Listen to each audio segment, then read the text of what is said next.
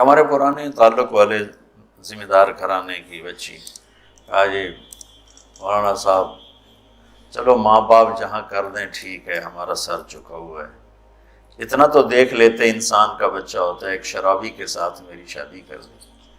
عمر گزر گئی میری روتے روتے، فیملی میں ہی کرنا تھا تو کوئی اور شریف بچہ دیکھ لیتے۔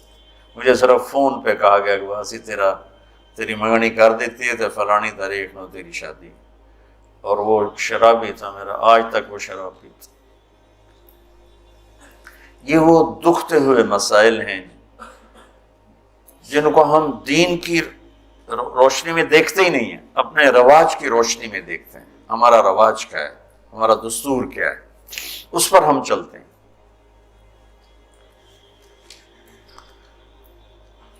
تو میرے نبی نے ہم عمر سے شادی کی، سودا، عمر سے بڑی سے شادی کی، خدیجہ، کم عمر سے شادی کی باقی ساری بیگمات، خاص طور پہ حضرت عائشہ،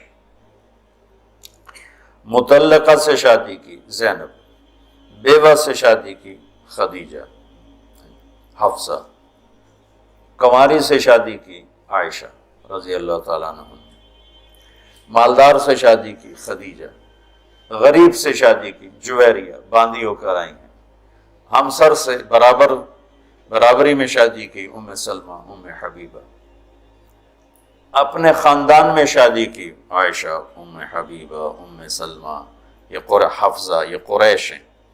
خاندان سے باہر قوم میں شادی کی جویریہ، میمونہ، قوم سے بھی باہر یہود میں شادی کی صفیہ رضی اللہ تعالیٰ عنہ۔ یہ کتنی نسبتیں ایک عورت کی بن سکتی ہیں، ان سب میں میرے نبی نے شادی کی۔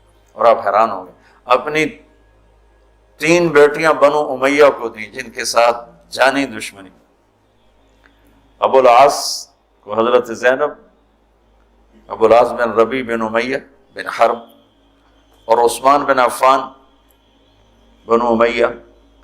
تو پہلے حضرت رقیہ کا کیا، پھر ام کلثوم کا کیا، اور علی اپنے گھر کے تھے، خاندان کے تھے، تو ایک فاطمہ کا رشتہ ان کے ساتھ کیا۔ اور حضرت عثمان کے نکاح میں جب حضرت ام کلثوم کا بھی انتقال ہوا تو آپ نے فرمایا میری 100 بیٹیاں ہوتی اور اس طرح مرتی، 100 کی 100 عثمان کے نکاح میں دیتے۔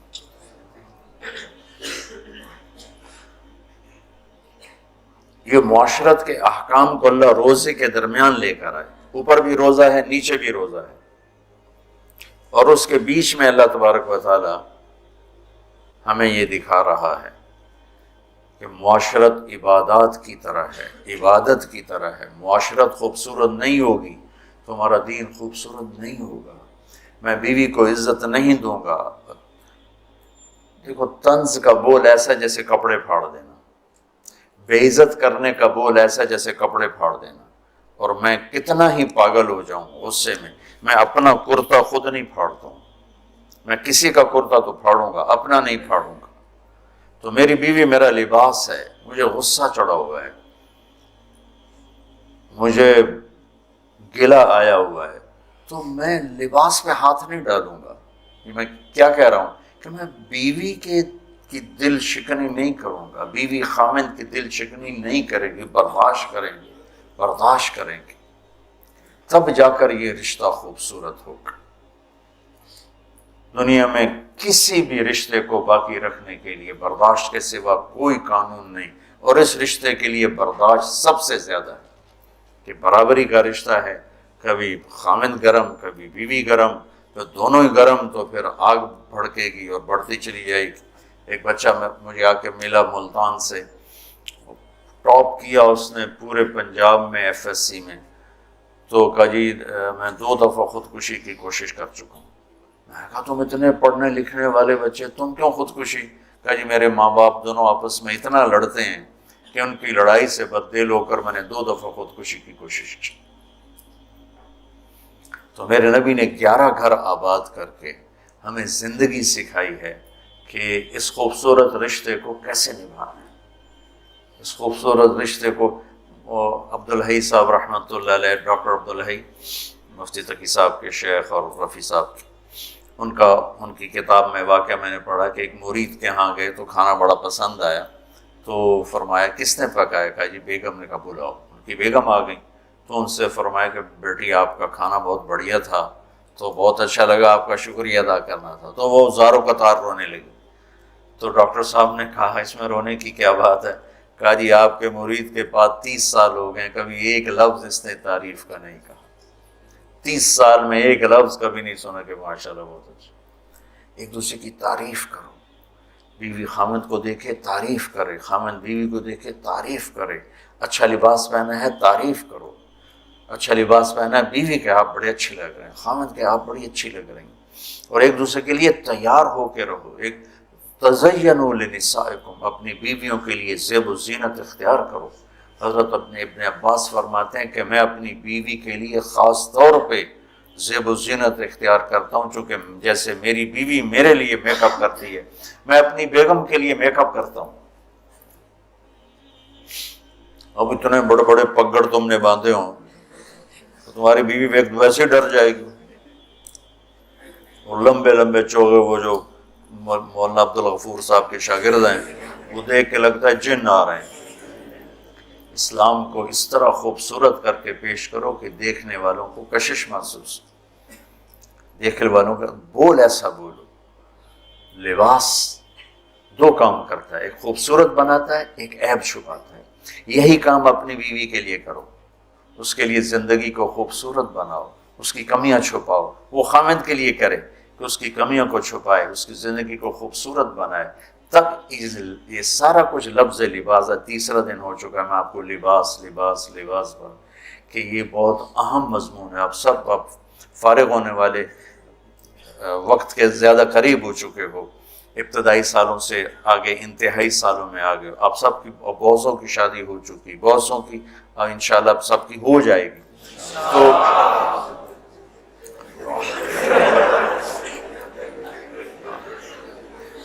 مولویوں نے شوق چڑھے ہے شادی۔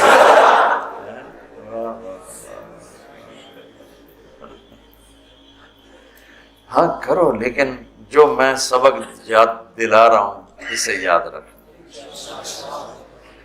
بچوں، حسن سلوک کے بغیر کوئی گھر آباد نہیں رہ سکتا، اچھے اخلاق کے بغیر کوئی گھر آباد نہیں رہ سکتا۔ پھر اللہ تعالیٰ نے تشبیہ دی ہے، نساؤکم حرث لکم فأتوا حرثکم انا شئتم وقدموا لانفسکم۔ تمہاری بیوی تمہاری کھیتی ہے۔ کیا تشبیہ ہے خوبصورت دوسری، وہاں لباس یہاں کھیتی۔ میرا زمیندار گھرانے سے تعلق ہے، لہذا بچپن سے کھیتی کو ہوتا بھی دیکھ رہے ہیں اور کیسے اس پہ جان لگتی وہ بھی دیکھ رہے ہیں۔ میں نے فزیکلی زندگی میں 4 مہینے زمیندارہ کروایا تھا 1984، یعنی پورے پروسیس سے گزرا، جیسے ایک مزدور کرتا ہے ایسے اپنے مزدوروں کے ساتھ مل کر۔ کتنے خوبصورت تشبیہ ہے۔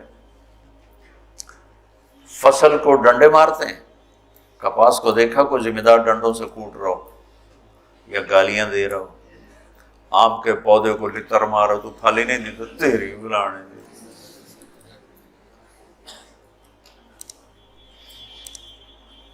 کنوں پہ پھل نہیں لگا تو ڈنڈا اٹھا کے چلا رہا ہو۔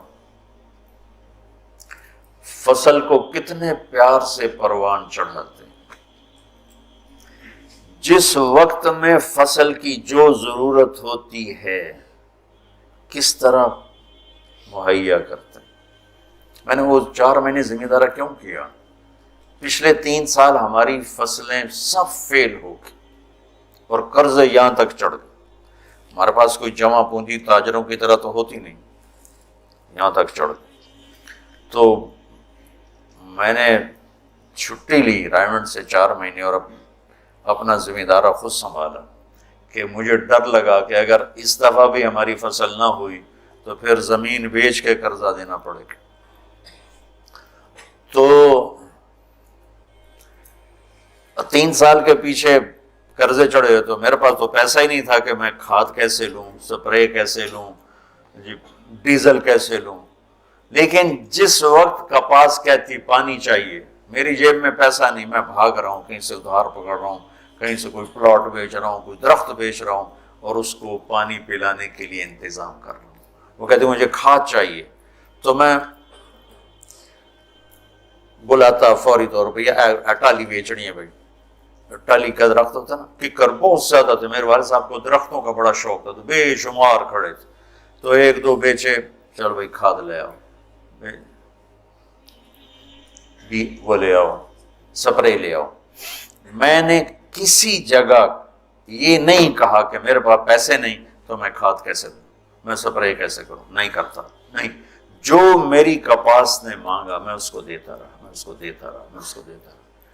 اور اوپر کھڑے ہو روزہ جون میں 15 ایکڑ میں ٹریکٹر کے ساتھ بھاگتا تھا روزہ رکھ کے. اب تو سردرد نے مجھے گرا کے رکھ دیا. 15 ایکڑ جون میں ٹریکٹر کے پیچھے بھاگ رہا ہوتا تھا. وہ گوڈی کر رہا ہے تو کہیں کوئی پودا نہ اکھڑ جائے، وہ بیج گرا رہا ہے تو کہیں کوئی بیج وہ کہیں پھنس نہ جائے اور وہ زمین خالی رہ جائے.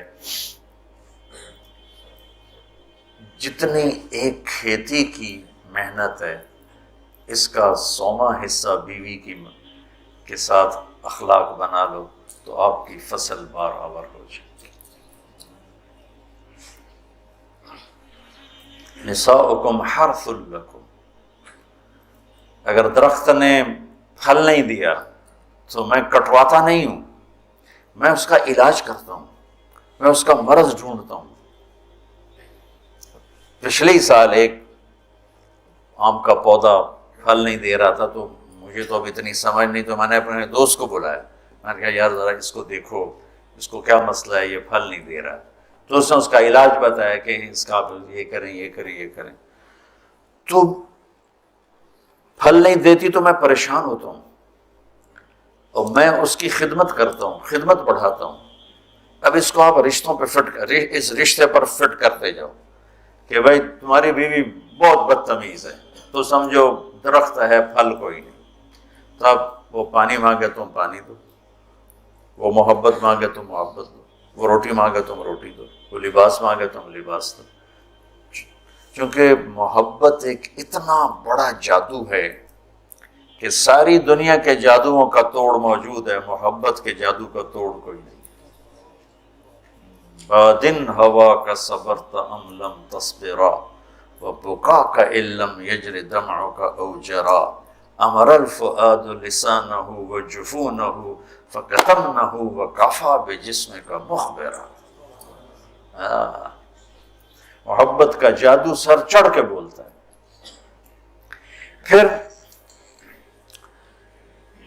کوئی کھیتی ایسی نہیں جس میں گندی جھاڑیاں نہ پیدا ہوتی.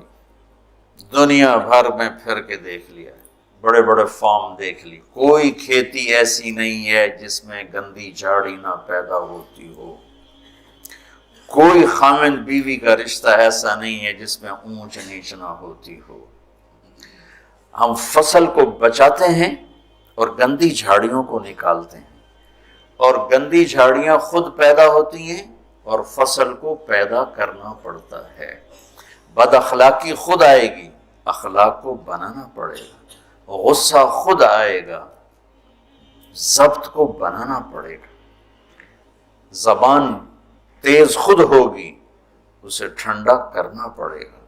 طبیعت میں نفرت پیدا ہوگی، اسے محبت میں بدل. یہ سب گندی جھاڑیاں ہیں. خامند اور بیوی کھیتی سے تشبیہ ہے تو زمین کیا ہے؟ دل ہے. اور گندی جھاڑیاں کیا ہیں؟ تانے، بولیاں، نفرت، غصے، مار پٹائی. کبھی خامند کی طرف سے، کبھی لڑکی والوں کی طرف سے، کبھی لڑکے والوں کی طرف سے، کبھی سسرال کی طرف سے، کبھی ساس سسر کی طرف سے، کبھی بھائی بہنوں کی طرف سے. ایک بچہ بتا رہا تھا کہ میرا باپ میری ماں کو مارتا تو میرے چاچا بھی آ کے مارنا شروع کر دیتے. جن کنبختوں کا اس کے ساتھ کوئی رشتہ ہی کوئی نہیں، کہ وہ میری ماں کو مارتا میرا باپ، تو میرے چاچے بھی آ کے ساتھ ہی اپنے بھائی کے میری ماں کو مارنا شروع کر دیتے. یہیں کی کہانی سنا رہا ہوں۔ تو گندی جھاڑیوں سے پاک کوئی فصل نہیں ہو سکتی، انہیں مارنے کے لیے الگ دوائیں ہیں، الگ محنت ہے، الگ کوشش ہے، اور پھر آہستہ آہستہ فصل کی حفاظت ہے اور گندی جھاڑیوں کو نکالنا ہے یہاں تک کہ فصل پروان چڑھ جاتی ہے۔ اسی طرح میرے بچوں، یہ غصہ، یہ نفرت، یہ بغض، یہ آپس کی عداوت، یہ وہ گندی جھاڑیاں ہیں، انہیں نکالنا پڑے گا۔ یہ زمین سے ہم بنے ہیں، ہمارے اندر گندگی خود جنم لیتی ہے، صفائی کو لانا پڑتا ہے، برائی خود جنم لیتی ہے، نیکی کو لانا پڑتا ہے، جیسے کپاس کو اگانا پڑتا ہے اور گندی جھاڑی کو مارنا پڑتا ہے۔ ہم مٹی سے بنے ہیں، مٹی کی خاصیت ہے کہ اس میں گندگی فَأَلْهَمَهَا فُجُورَهَا وَتَقْوَاهَا، فجور پہلے ذکر کیا، تقوی بعد میں ذکر کیا۔ میں اس سے یہ استنباط کرتا ہوں کہ ہمارے اندر برائی خود آئے گی، نیکی کو لانا پڑے گا، جھوٹ بولنا خود آئے گا، سچائی کو لانا پڑے گا، بخل خود آئے گا، سخاوت کو لانا پڑے گا، حرص و حوث خود آئے گا، ایثار کو لانا پڑے گا، نفرت خود آئے گی، محبت کو لانا پڑے گا، انتقام خود اٹھے گا، معاف کرنے کو لانا پڑے گا۔ یہ زندگی بھر کی زراعت کی محنت ہے۔ جاؤ کھیتوں میں جا کے دیکھو کہ ذمہ دار کیسے مٹی میں مٹی ہو رہا ہے اور کس طرح اپنی فصل کو اولاد کی طرح پروان چڑھا رہا ہے، اور کس طرح وہ اس میں سے گندی جھاڑیوں کو آرام سے نکال رہا ہے کہ پودا نہ ہل جائے۔ پودا، میں ہاتھوں سے 15 ایکڑ کے پلاٹ اپنے ہاتھوں سے جھاڑیاں کھینچتا تھا، وہ رمبے کھرپے سے نہیں کہ کہیں کپاس کا پودا متاثر نہ ہو جائے۔ میں اس تشبیہ کو جو سمجھا ہوں، اول تو تمہیں کسی تفسیر میں یہ نہیں ملے گا جو میں تمہیں بتا رہا ہوں، میں تو اس کو زراعت سے سمجھ کے تمہیں بتا رہا ہوں، ورنہ ہر ایک نے وہ ایک مخصوص معنی میں اس کو استعمال کیا، فاتو حرثکم انا شئتم، اس کے بارے میں اقبال و ادبار میں اس کو استعمال کیا ہے۔ میں تمہیں بتا رہا ہوں کہ اس میں اللہ تعالیٰ یہ بھی بتا رہا ہے کہ کھیتی کو کیسے پالنا ہے، وہ کیسے پروان چڑھتی۔ سب سے پہلے اسی کو جب وہ لگ رہی ہوتی ہے تو بھاگم بھاگ، جب تک اس کا پورا پھل گھر نہیں آتا زمیندار چین سے نہیں بیٹھتا ہے۔ تو جب تک ایمان پہ خاتمہ نہیں ہو جاتا، اس رشتے کی حفاظت، اس کو پانی دینا، اس کو کھاد دینا، اس میں سے گندی جھاڑیوں کو نکالنا، غصے کو، حسد کو، بغض کو، لڑائیوں کو، جب اللہ تمہارے گھر بنا دے تو کانوں میں ڈانٹ ڈال دینا، کسی کی برائی نہ سننا، خاص طور پہ اپنی بیوی کی برائی نہ سنو، کسی کی نہ سنو لیکن بیوی کی نہ سنو، اور بیویوں سے کہتا ہوں کہ اپنے خامد کی برائی نہ سنو۔ اب بیویوں پر شک مت کرو، شک نے کتنے گھر برباد کر دیے، بگاڑ کے رکھ دیے، تباہ کر کے رکھ دیے۔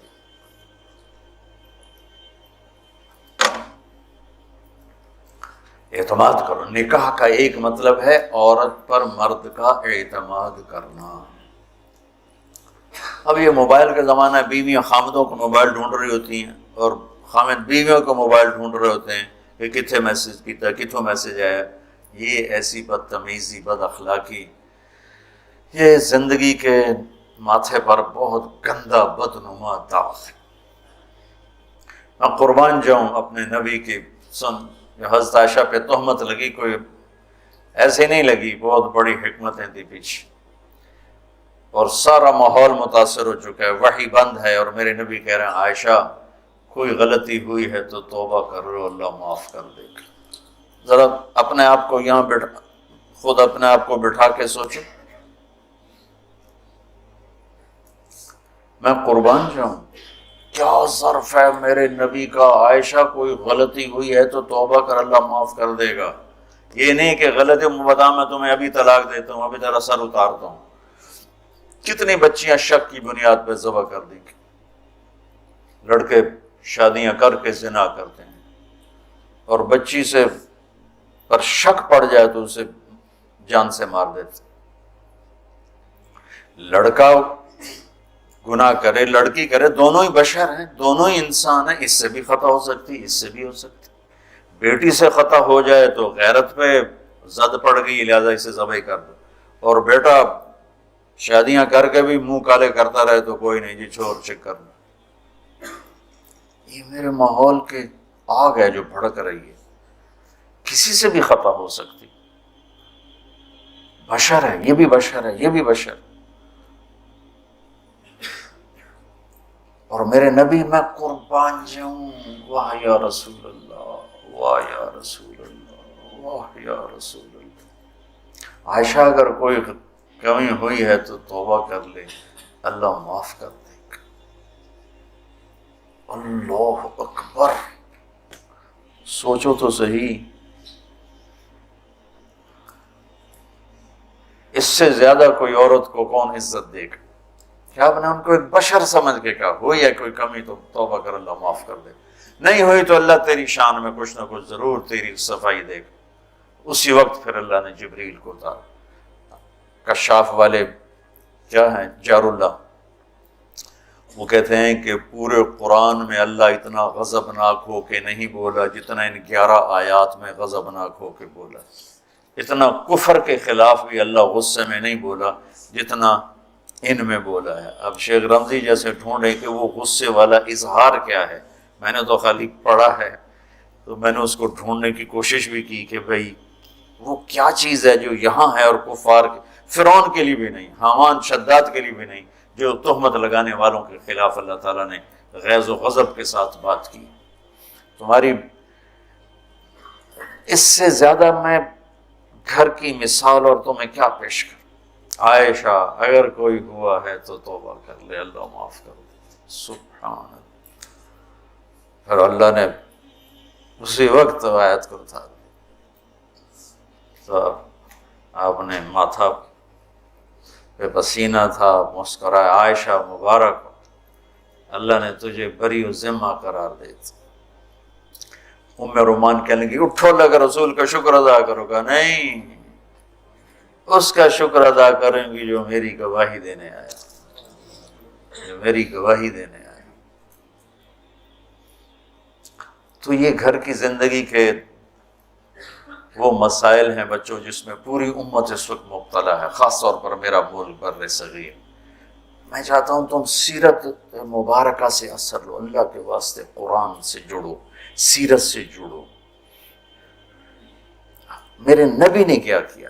ہم صرف بزرگوں پہ اٹک جاتے ہیں، اکابر پہ اٹک جاتے ہیں، آگے نہیں جاتے ہیں۔ ہمارے اکابر ہمارا سرمایہ ہیں، ہمارے لیے عالم الہدا ہیں، روشنی کے مینار ہیں، ان سے استفادہ کے بغیر ہم جاہل ہیں، لیکن وہ بھی ہماری طرح انسان ہیں۔ نمونہ بننے کے لیے صرف میرے نبی کی ذات ہے، صرف میرے نبی کی ذات ہے، صرف میرے نبی کی ذات۔ سیرت سے جڑو، قرآن سے جڑو۔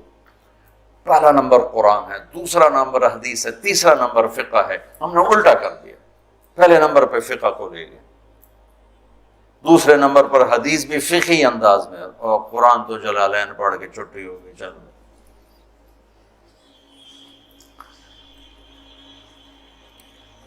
تو میں چاہتا ہوں دنیا سے جانے سے پہلے اللہ میرے ذریعے سے ایک ایسا طبقہ تیار کر دے جو قرآن سے جڑا ہوا، جو حدیث سے سیرت سے جڑا ہوا۔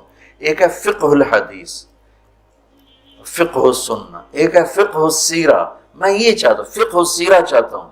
فقہ السنہ پہ تو بہت کام ہو چکا ہے، بخاری، مسلم، نسائی، ابو داؤد، یہ سب فقہ السنہ ہے۔ فقہ السیرہ کہ میرے نبی کی زندگی سے مجھے کیا روشنی ملتی ہے، وہ چاہتا ہوں۔ اللہ تعالیٰ مجھے بھی دے دے، اللہ آپ کو بھی دے دے۔ اللہم لک الحمد کما انت اہلہ، وصلی علی محمد کما انت اہلہ، وافعل بنا ما انت اہلہ، انک اہل التقوی و اہل المغفرہ۔ یا اللہ ہمیں قرآن سے جوڑ دے، یا اللہ ہمیں اپنے حبیب سے جوڑ دے، یا اللہ ہمیں سیرت سے جوڑ دے، یا اللہ ہمارا آئیڈیل اپنے نبی کو بنا دے، یا اللہ ہماری ہر ادا سنت میں ڈھال دے، یا اللہ ان بچوں کو قبول فرما، یا اللہ انہیں ہر جگہ جہاں یہ جائیں ہدایت کا ذریعہ بنا، ہدایت کا ذریعہ بنا، ہدایت کا ذریعہ بنا۔ یہ ہماری شاخیں اور یہ ہمارا مرکز، اس سب کو اپنے فضل و کرم سے قبولیت کا شرف نصیب فرما۔ جتنے دوست شریک مجلس ہیں یا سن رہے ہیں اور ہاتھ اٹھائے ہوئے ہیں، یا اللہ سب سے راضی ہو جا، سب کی دنیا بھی بنا دے، سب کی آخرت بھی بنا دے۔ یا اللہ نہ ہم دنیا کے دکھ سہ سکتے ہیں نہ آخرت کے، ہمیں دنیا کے دکھوں سے بھی بچا، ہمیں آخرت کے دکھوں سے بھی بچا میرے مولا۔ نہ یہاں کا درد سہا جاتا ہے نہ وہاں کا، یہاں کے دردوں سے بچا، وہاں کے دردوں سے بچا میرے مولا۔ ہماری زندگی کا سب سے بہترین حصہ آخری بنا دے، ہمارے اعمال کا سب سے بہترین عمل آخری عمل بنا دے، اور جس دن تیری ملاقات ہو وہ دن ہماری زندگی کا سب سے خوبصورت دن بنا دے۔ یا اللہ تو ہمیں دیکھ کے خوش ہو جائے، ہم تجھے دیکھ کے خوش ہو جائیں۔ یا اللہ تو پوری امت پر آئے ہوئے مصیبتوں کے بادل ہٹا دے۔ یا اللہ پوری دنیا کے فرائنہ کو زیر و زبر فرما دے، پوری دنیا کے شداد، حامان، قارونوں کو عبرت کا نشان بنا دے، اور پوری دنیا کے انسانوں کے لیے یا اللہ اسلام کا دروازہ کھول دے۔ یا اللہ ہمارے ملک کی حفاظت فرما، اسے فتنوں سے بچا، اندر باہر کے دشمنوں سے حفاظت فرما۔ یا اللہ تو ہماری بھی حفاظت فرما، ہماری نسلوں کی بھی حفاظت فرما۔ یا اللہ ہم سب سے راضی ہو جا، آمین۔